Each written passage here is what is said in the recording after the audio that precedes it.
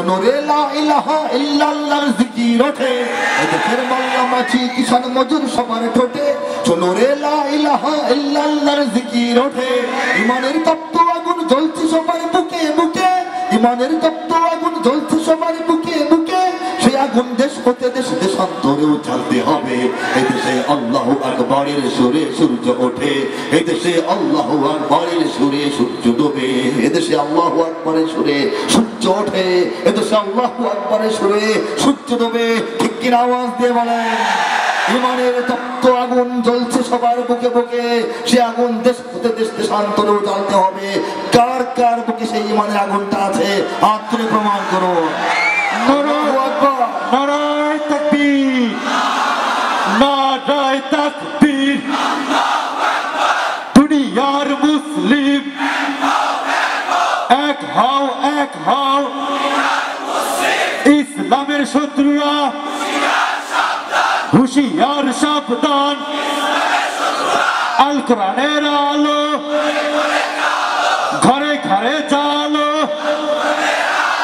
দুনিয়ার মুসলিম নারায়ে তাকবীর নারায়ে তাকবীর আল্লাহু আকবার দুনিয়ার মুসলিম এক হও ইসলামের শত্রুরা হুঁশিয়ার সাবধান এটা হচ্ছে বাংলাদেশের 20 কোটি মুসলমানের জাতীয় স্লোগান ঠিক কিনা বলেন এই স্লোগান ভুলিয়ে দেওয়ার জন্য এই স্লোগানকে মিশিয়ে দেওয়ার জন্য এই স্লোগান থেকে তরুণ প্রজন্মের মন মস্তিষ্ককে দূরবর্তী স্থানে নিয়ে যাওয়ার জন্য অনেক চক্রান্ত হয়েছে কিন্তু আমরা যতদিন বেঁচে আছি এদেশের মুসলমানরা যতদিন বেঁচে আছে এদেশের তারুণ্যকে এদেশের যুব সমাজকে এদেশের জনতাকে নারায়ে তাকবীরের আওয়াজে উদ্বুদ্ধ করেই যাব কিয়ামত পর্যন্ত বাংলার জমিনে আল্লাহু আকবারের ধ্বনি উচ্চারিত হবে ঠিক কিনা ধরে বলেন ইমানের তপ্ত আগুন জ্বলছে সবার বুকে বুকে এই কথাটা সারা দুনিয়ার কিছুটা সহ্য হয় যে তোমাদের ইমান নিয়ে তোমরা থাকো কিন্তু দ্বিতীয় কথাটা তাদের জন্য ভীতিকর সে আগুন দেশ হতে দেশ দেশান্তরেও জ্বলতে হবে তারা মনে করে বাংলাদেশের মুসলমানরা ঘোষণা দিচ্ছে ইমানের তপ্ত আগুন তাদের বুকে আছে তারা এটা নিয়ে বসে থাকবে না সারা দুনিয়ার দিকে দিকে সেই আগুন ছড়ায় দেওয়ার ঘোষণা দিয়েছে ঠিক কিনা বাংলাদেশের মুসলমানদের যে ইমানের আগুন ছড়ায় দেওয়ার ঘোষণা এই ঘোষণার কারণে দিল্লি প্রকম্পিত ওয়াশিংটন প্রকম্পিত মস্কো প্রকম্পিত ইসরায়েল প্রকম্পিত সারা দুনিয়া প্রকম্পিত আল্লাহ পাক রব্বুল আলামিন এই বাংলাদেশের যে বাস্তবতা বললাম বাংলাদেশ আরবের পাশের দেশ নয় বাংলাদেশ রাসূলের কাছের দেশ নয় বাংলাদেশের তিন দিকে কোনো সীমান্ত মুসলমান দেশের নাই এরপর ওই দেশের 90%-এর বেশি 94.6 এখন মনে হয় গুনলে আরো বেশি হবে মুসলমান বলেন সুবহানাল্লাহ এটা কি করে হয়ে গেল এটা জানতে হলে আমাদের বাংলাদেশে ইসলামের বয়স কত সেটা জানতে হবে দুনিয়াতে ইসলামের বয়স কত বলেন তো আল্লাহর দ্বীন আল্লাহর বিধান আল্লাহর শরীয়ত তো দুনিয়া শুরু থেকে আছে বিভিন্ন নবীর কাছে বিভিন্ন ভাবে আসছে কিন্তু টোটাল আল্লাহ পাক রব্বুল আলামিনের যে দ্বীন শরিয়া এটা কমপ্লিট ভার্সন চূড়ান্ত রূপ রাসূল পাক সাল্লাল্লাহু আলাইহি ওয়াসাল্লামের উপর হেরা গুহায় অবতীর্ণ হতে শুরু করে রাসূল নবী হলেন রিসালাত পেলেন এবং ইসলামের দাওয়াত শুরু হয়ে গেল দুনিয়ায় ইসলাম আসলে হেরা গুহায় হযরত জিবরাইল আলাইহিস সালামের আগমনের মাধ্যমে ঠিক কি না রাসূল পাক সাল্লাল্লাহু আলাইহি ওয়াসাল্লাম ইসলাম লাভ করার পর যখন মক্কায় 13 বছর ছিলেন হিজরত করে গিয়ে মদিনায় আরো 10 বছর ছিলেন 13 আর 10 23 আর নবী হওয়ার আগে ওনার বয়স হয়েছিল 40 বছর এই 23 এর সঙ্গে 40 যুক্ত করলে 63 বছর বয়স নবীজির পূর্ণ জীবন তাই না এই মক্কার জীবনে যখন রাসূল পাক সাল্লাল্লাহু আলাইহি ওয়াসাল্লাম দাওয়াতের কাজ করছেন কিছু গোপনে কিছু প্রকাশ্যে তখন মক্কি যারা সাহাবী যারা মক্কায় রাসূলের কাছে ঈমান এনে সাহাবী হয়েছিলেন সেই সব সাহাবীদের কয়েকজন সাহাবী রাসূলের নির্দেশে রাসূলের পরামর্শে রাসূলের নির্দেশনায় মদিনায় হিজরতের আরো 2-3 বছর আগে আবিসিনিয়ায় একটা হিজরত করেছিলেন সে আবিসিনিয়ায় বর্তমানে ইথিওপিয়ার হিজরতকারী সাহাবীদের মধ্যে কিছু সাহাবী পরবর্তীতে মক্কায় আর ফিরে আসেন নাই তাদেরকে মক্কা থেকে মদিনার হিজরতে পাওয়া যায় না তাদেরকে বদর যুদ্ধে পাওয়া যায় না, উহুদে পাওয়া যায় না, খন্দকে পাওয়া যায় না, বায়াতে রিজওয়ানে পাওয়া যায় না, আমাদের সুলহে হুদায়বিয়ায় পাওয়া যায় না, তাদেরকে মক্কা বিজয়ে পাওয়া যায় না। এইসব সাহাবীদের মধ্যে কয়েকজন সাহাবী ভারত সাগর আরব সাগর হয়ে চট্টগ্রাম দিয়ে বাংলাদেশে চলে এসেছিলেন। আসতে বলবেন। জন্মের পর থেকে আজ পর্যন্ত এর চেয়ে ভালো খুশির খবর শুনছেন? বাংলাদেশে ইসলামের বয়স, দুনিয়ায় ইসলামের যত বয়স এর চেয়ে 7-8 বছর কম, কাছাকাছি। দুনিয়ায় ইসলাম আসছে, নবীজি তখনও ইসলামের দাওয়াত মক্কাতে বসেই দিতেছেন, তখনও মদিনায় যান নাই, তখনও মদিনাবাসী রাসূলকে সশরীরে পায় নাই। এই মক্কা থেকেই রাসূলের কাছ থেকে ইসলামটা নিয়ে কিছু সাহাবী বাংলাদেশে চলে আসছেন সরাসরি।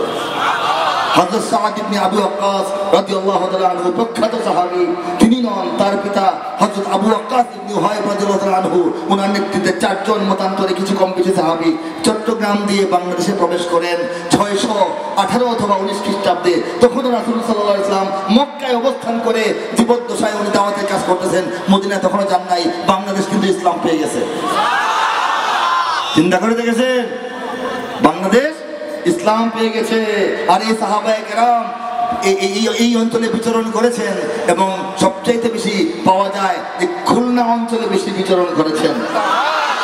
এটা বিশেষভাবে বললাম আপনাদের জন্য আনন্দের বিষয়। এটা আমাদের এই যে ইয়েতে উপকূলে, সুন্দরবন উপকূলে তাদের আগমন, তাদের বসবাস, তাদের বিচরণ, তাদের নৌকা বা জাহাজে সুন্দরবনের কাঠ দিয়ে ঠিকঠাক করা, এগুলি ইতিহাসে আছে। তো বাংলাদেশে এই যে এটা বিশ্বের, এটা হচ্ছে সমাধান। আমরাও তো বিস্মিত, বাংলাদেশ কেন ইসলামের এত বড় ঘাঁটি হয়ে গেল, যেখানে ভারতবর্ষ 750 বছর মুসলমানদের অধীনে থাকলো, মুসলমানরা শাসন করলো, কিন্তু ভারতে তো মুসলমানের সংখ্যা হিন্দু ভাইদের চেয়ে বেশি হয়ে যায় নাই। তো বাংলাদেশে কেন হলো? সেই ভারতের পেটের ভিতরে একটা বাংলাদেশ, সেই বাংলাদেশে শতকরা প্রায় 100% মানুষই মুসলমান, পাক্কা মুসলমান, হাক্কানি মুসলমান, ইমানদার মুসলমান, আদবদার মুসলমান। কেমনে হয়ে আমাদের বাংলাদেশে এই জমিনটাতে ইসলামের শিকড় কত গভীরে সুপ্রতিত, আজকে বুঝতে পেরেছেন কিনা বলেন? এই ইসলামকে যদি কেউ ফু দেয়, এটা নিভে যাবে? ধাক্কা মারলেই পড়ে যাবে? যদি বলে যে এই তোমরা তো আমাদের ভাড়াটিয়া, এই দেশ ছেড়ে চলে যাও, আমরা কি চলে যাব? আমরা তো ভাড়াটিয়া নই, আমরা মালিক। ঠিক কিনা জোরে বলেন? রব্বুল আলামিন বাংলাদেশকে দান করেছেন 20 কোটি মুসলমানের হাতে ইসলাম কায়েমের জন্য। অন্য কোনো কিছু এখানে কায়েম হতে পারবে না। ঠিক কিনা আওয়াজ দিয়ে বলেন? আমরা সিদ্ধান্ত নেব, বাংলাদেশের মুসলমানরা সিদ্ধান্ত নেব এই দেশ কাকে ভাড়া দিয়ে রাখা হবে, কাকে রাখা হবে না, কার কাছে কত ভাড়া নেওয়া হবে, কাকে ফ্রি থাকতে দেওয়া হবে, কাকে নোটিশ দিয়ে উঠায় দেওয়া হবে, কাকে বিনা নোটিশে উঠায় দেওয়া হবে, কাকে মালপত্র সহ যাওয়ার সুযোগ দেওয়া হবে, কার মালপত্র তালা মেরে আটকে রাখা হবে। এই সিদ্ধান্ত উলামায়ে কেরামের নেতৃত্বে বাংলাদেশের 20 কোটি মুসলমান গ্রহণ করার অধিকার রাখে, আর কাউকে সে অধিকার কখনোই দেওয়া হবে।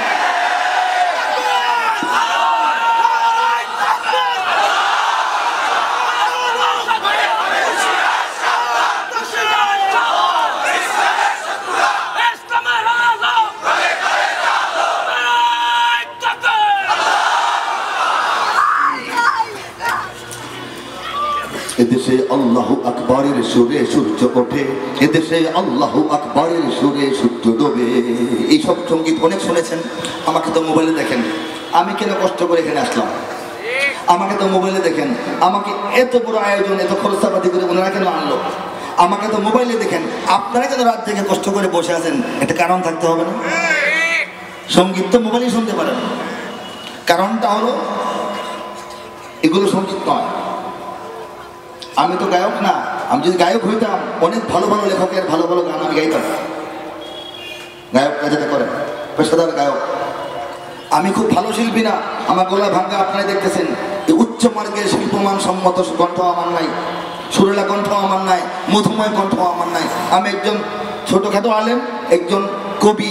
কবি হিসেবে আমি আমার চিন্তাটা, চেতনাটা, হৃদয় থেকে উচ্চারিত যে কথা, মস্তিষ্ক থেকে নিশ্চিত যে কথা, সেটা আপনাদের আপনাদের সঙ্গে মতামত ব্যক্ত করি, আমি শেয়ার করি। শেয়ার করার জন্য কিছু কথা কথার মতো বলি, কিছু কথা সঙ্গীতের মতো সুর দিয়া বলি। আসলে সবটুকুই আমার বক্তৃতা, এই আমার বক্তব্য। বক্তব্য যা কাকে বলে, যা আমি বলতে চাই এটাই তো বক্তব্য। আমি যা বলতে চাই তা যদি আপনারও মনের কথা হয় তাহলে আপনি আমার সঙ্গে আওয়াজ দোলন করবেন। এছাড়া আমি জোর করে বলবো না যে আমার সঙ্গে জি জি বলেন। আমি শুধু বলতে চাই, এখন যদি জবান থেকে আওয়াজ না বের হয়, অভ্যস্ত না হন, এক সময়ে নানা রকমের ষড়যন্ত্রের কারণে যখন আমাদের জবান চেপে ধরা হবে, তখন চাইলেও আমরা আর মুখ দিয়ে আওয়াজ করতে পারবো না। এখন যদি বজ্র মুষ্টি আকাশের দিকে স্বাধীনভাবে না উঠাতে পারি, যখন হাত পা বেঁধে ফেলা হবে নতুন রকমের নতুন ডিজাইনের পরাধীনতার শিকলে, চাইলেও তখন আমরা হাত পা আর নাড়াচাড়া করতে পারবো না, হাত আকাশের দিকে উঠাইতে পারবো না। কাজে হাতটা তুলে আমরা সবাই মিলে উচ্চারণ করব আমাদের আত্মপরিচয়ের এই উচ্চারণ। সবাই হাত তুলে বলবো, এদেশে আল্লাহু আকবরের সুরে সূর্য ওঠে। এদেশে আরো জোরে সমুদ্রে গর্জনের মতো আপনাদের জবানটা খোলার পর আমি গাইতে থাকবো অনবরত। এদেশে আল্লাহু আকবরের সুরে সূর্য ওঠে। এদেশে এদেশে আল্লাহু আকবরের সুরে সূর্য ওঠে। এদেশে আল্লাহু আকবরের সুরে সূর্য ডোবে। এদেশের পথে ঘাটে, এদেশের বাজার হাটে, এদেশের এদেশের এদেশের এদেশের এদেশের গঞ্জ গ্রামে খোদার নামের তাসবিহ হাতে, কত পীর আউলিয়াদের অশ্রু ঝরে গভীর রাতে। এদেশের গঞ্জ গ্রামে খোদার নামের তাসবিহ হাতে, কত পীর আউলিয়াদের অশ্রু ঝরে গভীর রাতে। এদেশের সন্তানেরা মক্তবে যায় কোরআন বুকে, এদেশের সন্তানেরা মক্তবে যায় কোরআন বুকে। সেদেশে আল কোরআনের শাসন কায়েম করতে হবে।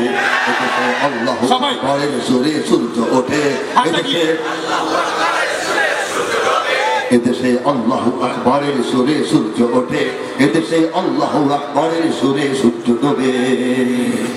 এদেশের জলে স্থলে, এদেশের এদেশের ফুল ফসলে, এদেশের এদেশের এদেশের এদেশের এদেশের সবুজ মাটি সবুজ ঘাসে সবুজ বনে, মদিনার সবুজ মিনার ঝলসে ওঠে দুই নয়নে।